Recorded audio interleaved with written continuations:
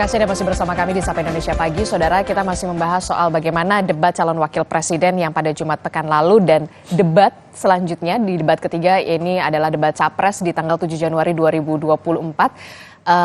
Masih bersama di studio ada Kang Pipin, Mas Ciko, melalui sambungan Zoom sudah ada Mbak Putri dan juga Mas Umam. Saya langsung ke next aja karena kan kemarin kita sudah membahas tadi ya di segmen sebelumnya. Nah, 7 Januari 2024 ini debat Capres ketiga, temanya pertahanan, hubungan internasional, geopolitik. Bisa dikatakan menjadi apa ya, penguasaan dari lahannya Pak Prabowo lah nomor 2. Nah, kalau Gus Imin Pak Anies sendiri persiapannya seperti apa? Jangan sampai kemudian ada efek kejut lagi nih di debat Cawapres seperti debat Cawapres Jumat pekan lalu. Sebetulnya efek kejut itu tidak hanya singkatan. Kalau melihat kayak kemarin, efek kejutnya itu adalah bagaimana pasangan Amin ya, Gus Muhaimin menyampaikan kesadaran kolektif tentang ketidakadilan dalam pembangunan. Saya kira ini yang akan dilakukan juga nanti Pak Anies ya. Bagaimana ketidakadilan itu terjadi ketika misalnya kalau Gus Muhaimin kemarin mengatakan kenapa pembangunan di Solo 32 proyek nasional digelontorkan ya, sedangkan di Madiun dan di yang lain, saya sempat nanya tadi, gara-gara pertanyaan itu, kemudian banyak yang bertanya. Pertanyaannya, kalau 32 proyek nasional itu di Solo, nilainya lebih dari 1 triliun, apakah di daerah lain juga sama? Saya tanya ke Dapil, saya sama Mbak Putri sama Purwakarta, Karawang, Bekasi, saya tanya ke bupatinya, saya tanya ke anggota dewannya. Itu jauh bisa dihitung dari proyek nasional itu yang masuk ke kabupaten-kabupaten lain gitu. Jadi maksud saya adalah ketidakadilan tentu akan kita ketengahkan di situ. Bahwa membangun kesadaran publik dan itu juga akan disampaikan oleh Pak Anies. Bagaimana nanti kebijakan pertahanan, geopolitik dan sebagainya. Apa yang seharusnya dilakukan. Tetapi ala kulli hal saya kira kita ingin men-challenge bahwa kebijakan yang saat ini berlanjut apakah sudah benar atau tidak. Atau memang harus dirubah? Jangan-jangan mohon maaf, kebijakan yang selama ini ada ya, ordal yang selalu disampaikan oleh Pak Anies itu terjadi di mana-mana.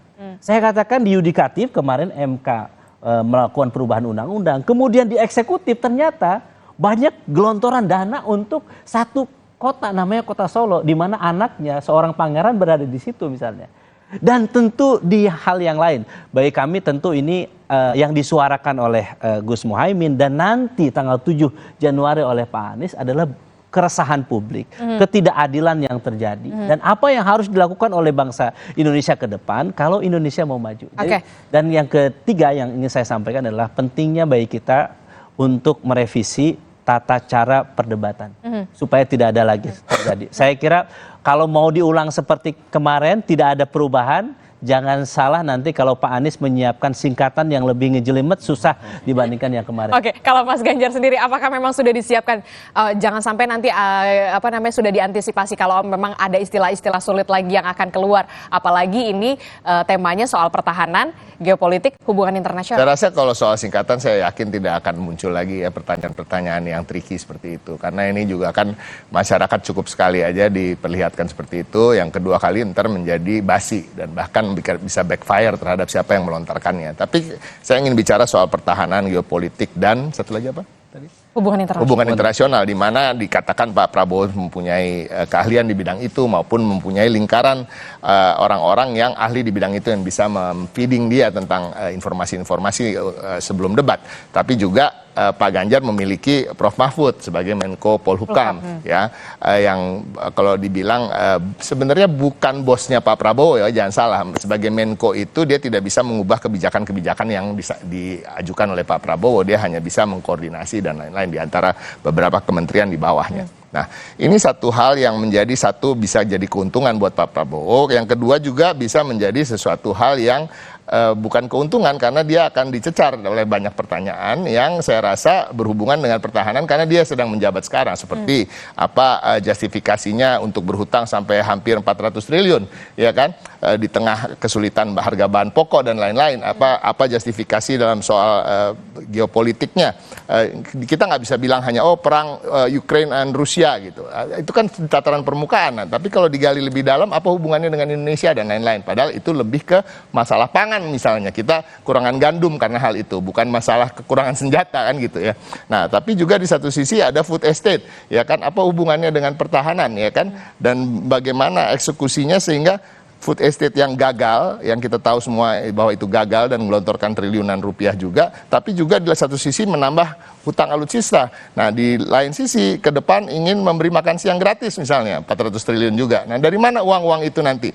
Jadi bagaimana kita soal politik anggaran pertahanan yang bisa disesuaikan dengan kebutuhan-kebutuhan yang lebih real di masyarakat. Yang lebih mengena di masyarakat begitu ya? Iya. Oke, Mbak Putri, kalau untuk Anda melihat akan ada istilah-istilah sulit lagi yang akan, bukan istilah sulit ya, kurang familiar lah ya kalau di mata sebagian publik. Apalagi ini adalah temanya soal pertahanan, geopolitik, kemudian hubungan internasional yang bisa dikatakan penguasaannya ada di bawah Pak Prabowo. Iya. Kalau misalnya tadi menjawab terkait dengan apa yang disampaikan Mas Ciko ya, kalau kita lihat juga sebenarnya kan food estate itu kan masih on progress, itu satu, dan kita lihat di beberapa daerah seperti Sumatera Utara itu berhasil dan sekarang masih berlanjut gitu.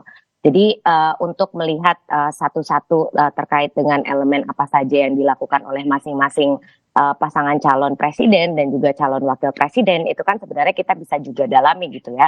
Karena memang kalau kita lihat sekarang strukturnya di DPR RI, partainya Mas Ciko, terus P3, itu juga masih menjadi partai pengusung pemerintah gitu. Jadi anggaran untuk food estate, anggaran untuk pertahanan itu semuanya diketahui dan disetujui oleh partai-partai yang sekarang mendukung pasangan calon 03. Begitu pula dengan Mas Pipin, walaupun Mas Pipin dari partai yang secara konsisten menolak karena memang oposisi sekarang. Tapi Nasdem dan PKB juga sama mengetahui dan juga menyetujui terkait dengan berbagai anggaran yang sekarang dipakai untuk pertahanan kita misalnya atau untuk food estate yang tadi sempat dibahas. Jadi kalau misalnya dibilang di sini semuanya ingin menentang, toh kita juga sama-sama ada di pemerintahan koalisinya Bapak Presiden Jokowi sekarang, yang alhamdulillahnya sudah memberikan landasan juga yang sangat kuat untuk kita bisa melanjutkan nanti di tahun depan gitu. Kita tahu dari segi pertahanan kita relatif sangat stabil gitu dibandingkan dengan negara-negara tetangga, walaupun kemarin sempat ada permasalahan terkait dengan Natuna dan Laut Cina Selatan misalnya. Terus kita juga dihadapi dengan berbagai benturan kepentingan yang ada di luar karena perang antara Rusia, Ukraina, sekarang juga Palestina dan Israel yang berkepanjangan. Jadi kan stabilitas pertahanan kita dan juga luar negeri kita ini alhamdulillah bisa kita jaga sampai dengan sekarang. Dan kita juga secara vokal membela Palestina sebagai saudara sesama Islam kita gitu di forum-forum internasional, dan ini menunjukkan bahwa kita dengan portofolio kementerian yang ada itu di bawah koordinasi Pak Jokowi telah berhasil menjaga keamanan, dan ini juga sebenarnya salah satunya juga kontribusi Bapak Prabowo di sini juga sangat besar gitu. Jadi kalau misalnya kita mau lihat di topik yang akan datang ini, justru saya rasa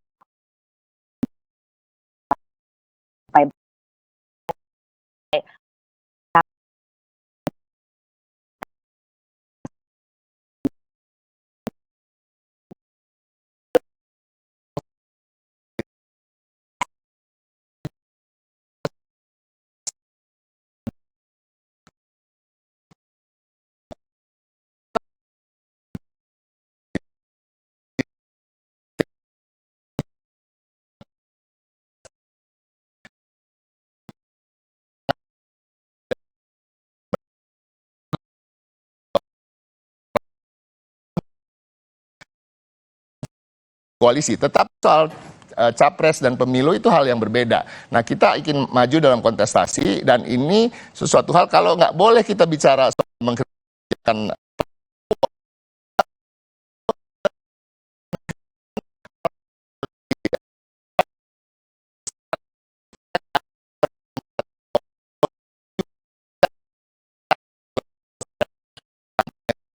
ya kan? Oke, silakan Mbak Putri. Cuma supaya biar fair aja gitu.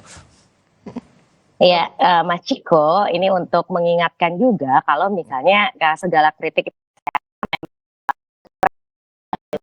Oke. apa yang menjadi visi misi dan juga program kerja pasangan calon kompetitor kita. Tapi ya sekarang kita juga harus ingatkan bahwa DPR ini sekarang juga masih dikuasai oleh koalisinya Bapak Presiden Jokowi. Jadi kalau secara fair, tadi Mas Ciko bilang Yang kita mau kebanyakan fair berada dan di koalisi adil. Indonesia Maju, iya kan? Iya, dan tapi kan PDIP juga P3 masih ada di situ. Bahkan Oke. kita juga tahu pimpinan alat kelengkapan Tapi yang dewan juga jelas banyak dari kritikan koalisi itu 03. memang tetap harus ada, Jadi tetap harus hidup memang ya, Mbak Putri. ya, kritika tetap harus ada dan masih hidup, tapi ini juga merupakan tanggung jawab kita bersama sebagai orang-orang yang berkontribusi pada kebijakan di tahun 2019 sampai 2024 ini. Oke, saya ke Mas Umam. Mas Umam, ini kalau melihat ini akan ada debat ketiga pada tanggal 7 Januari 2024. Sebenarnya debat ini apakah akan cukup berpengaruh kepada pilihan masyarakat ataukah justru memang sebenarnya tidak terlalu berpengaruh? Ya, bagaimanapun pemilih kita itu seringkali dan juga mayoritas sudah memiliki iman politik yang cukup kuat. Dan itu tergambar dari hasil jajak pendapat dilakukan oleh Litbang Kompas 2 kali pasca debat kemarin. Yang pertama itu yang tidak akan mengubah pilihannya itu ada sekitar 70-an%. Yang kedua di angka 66,7%. Iya. Dan angka itu mengkonfirmasi bahwa sebenarnya iman politik itu masih terjaga. Tetapi yang namanya juga iman, kata Mas Pipin itu iman itu levelnya yazid wayangkus, dia naik dan turun. Nah, naik dan turunnya inilah yang kemudian akan berpengaruh terutama pada segmen kelompok undecided voters. Nah, kalau misal kita merujuk pada basis kembali survei Litbang Kompas sebelumnya, di angka yang masih cukup besar, 28,7% adalah angka yang cukup signifikan. Dan secara umum, kalau kita merujuk pada 3 faktor yang berpengaruh kepada arah preferensi politik masyarakat kita, per hari ini menjelang Pilpres 2024, faktor sosiologis yang terkait dengan konteks agama, SARA, isu-isu primordial, itu alhamdulillah tidak setinggi di Pilpres 2019. Sekarang praktis di angka sekitar 10-an%. Lalu kemudian di faktor sosio-psikologis itu yang mempersepsikan tentang pemimpin yang merakyat, yang ganteng, memiliki party ID yang kuat, itu praktis di angka sekitar 40%. Angka ini adalah penyuplai dari basis pemilih loyal dari capres-cawapres yang ada. Tetapi ada sekitar 30-40% yang terdiri atas mereka yang terkategori rational voters. Nah, rational voters inilah yang menjadi penyuplai undecided voters atau swing voters itu sendiri. Jika kemudian dalam konteks debat bisa dinarasikan dengan baik, termasuk misalnya ini bicara tentang isu hubungan internasional, bicara tentang isu pertahanan, seringkali tidak menjadi isu publik karena itu adalah bagian dari isu elit. Nah, bagaimana kemudian capres-cawapres itu nanti bisa menurunkan, membumikan isu ini ke dalam konteks yang lebih relate dengan masyarakat kita. Dan mudah dipahami begitu ya? Mudah dipahami. Dan seringkali Mbak, kalau misal kita merujuk konteksnya misal teori two-level game theory yang disampaikan oleh Robert Putnam, kebijakan luar negeri suatu negara itu harusnya ada relate, ada hubungan antara dinamika di eksternal suatu negara dengan dinamika politik di internal suatu negara. Tetapi kalau kita merujuk pada penelitiannya David McRae misalnya dari University of Melbourne, di Indonesia itu tidak nyambung. Karena perdebatan konteks luar negeri itu seringkali tidak mendapatkan tempat dalam konteks perdebatan politik luar negeri kita. Nah, itulah yang kemudian harus ditekankan. Misalnya bicara nanti dinamika di kawasan, bagaimana konflik rivalry antara China dan US di Asia Tenggara atau Indo-Pasifik secara general harus didetailkan. Bukan hanya narasi-narasi besar, dukung Palestina, dukung dua negara solusi dan sebagainya. Tapi kemudian konkretnya apa? Untuk masalah. Konkretnya solusinya harus seperti apa? Itulah yang kemudian, itu yang dibutuhkan oleh publik saat ini ya, terutama untuk pemilih rasional, undecided voters. Terakhir, saya berikan waktu singkat saja untuk masing-masing tim ses.